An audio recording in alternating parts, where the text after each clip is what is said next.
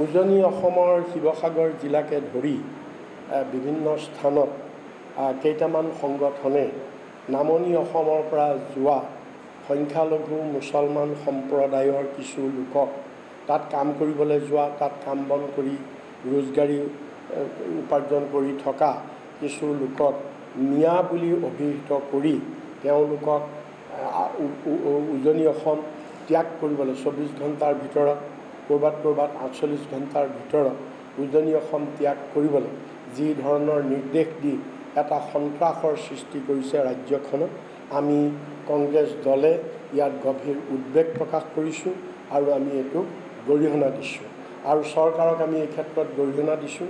চৰকাৰ জগৰীয়া বুলি কৈছোঁ, কিয়নো যিকোনো মানুহৰ নিৰাপত্তা সুনিশ্চিত কৰাটো চৰকাৰৰ প্ৰথম মৌলিক দায়িত্ব। গতিকে তাত পুলিচ নিৰ্বিকাৰ হৈ আছে, ঘৰে ঘৰে মানুহ গৈ ভাবুকি দিছে, মাৰপিট কৰিবলৈ গৈছে, মৰণাস্ত্ৰ লৈ গৈছে, এইবিলাক দেখিও পুলিচ নিৰ্বিকাৰ হৈ আছে। গতিকে চৰকাৰ সম্পূৰ্ণৰূপে ব্যৰ্থ হৈছে। আৰু 2018 চনত সুপ্ৰিম কোৰ্টৰ এটা নিৰ্দেশ আছিলে মব ভায়লেন্স আৰু মব লিঞ্চিঙৰ ওপৰত সুপ্ৰিম কোৰ্টে স্পষ্ট নিৰ্দেশ দিছিল ৰাজ্য চৰকাৰবিলাকক যে জিলাই জিলাই এছপিৰ অধীনত একোখনকৈ তদাৰক কমিটি হ'ব লাগে আৰু য'ত এনেকুৱা মব ভায়লেন্স হৈছে তৎকালীনভাৱে তাত ব্যৱস্থা ল'ব লাগে, পুলিচ একশ্যন হ'ব লাগে। সেইবিলাক থকাৰ পিছতো কোনো ব্যৱস্থা হোৱা নাইকিয়া, কোনো ধৰণৰ এইটো কি বুলি কয় চৰকাৰে ব্যৱস্থা লোৱা নাই। গতিকে এইটো সুপ্ৰিম কোৰ্টৰো আইন সুপ্ৰিম কোৰ্টৰো আদেশ ভায়লেট হৈছে আৰু মুখ্যমন্ত্ৰীয়ে নিজেই কৈছে যে তেখেতৰ পৃষ্ঠপোষকতাত এইটো হৈছে বুলি কৈছে। তেওঁ নিজেই সাংবাদিকৰ আগত কৈছে তেখেতৰ পৃষ্ঠপোষকতাত হৈছে আৰু তেওঁ আজি নিজেই কৈছে যে বিভিন্ন দল সংগঠনক তেওঁ আহ্বান জনাইছে যে সন্দেহযুক্ত লোকবিলাকৰ বিৰুদ্ধে চব ওলাই আহিব লাগে। যদি তেনেকৈ যদি মুখ্যমন্ত্ৰীয়ে আহ্বান জনায় তেতিয়া চৰকাৰৰ দায়িত্ব থাকিল কি? চৰকাৰৰ কি কাম থাকে? পুলিচৰ কি কাম থাকে? পুলিচৰতো একো কাম নাই তেতিয়াহ'লে।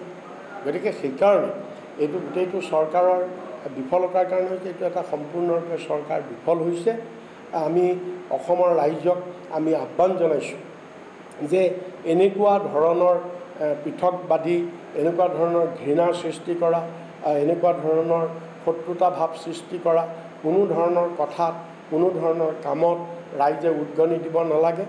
ৰাইজে এইবিলাক সকলোৱে বৰ্জন কৰিব লাগে আৰু যিকেইটা সংগঠনে এইবিলাক কৰিছে আমি তেওঁলোককো আহ্বান জনাইছোঁ যে অসমৰ শংকৰ আজানৰ অসমত যি আমাৰ সাতাম পুৰুষীয়া আমাৰ যি শান্তি সম্প্ৰীতিৰ পৰিৱেশ আছে, এই পৰিৱেশ আমি কেতিয়াও বিঘ্নিত হ'বলৈ দিব নালাগে।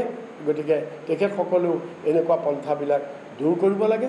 যদি প্ৰকৃততে কোনোবা তাত বিদেশী আছে তেতিয়াহ'লে তেওঁলোকক পুলিচৰ হাতত আমি চমজাই দিব লাগে, আইন কোনেও হাতত তুলি ল'ব নালাগে।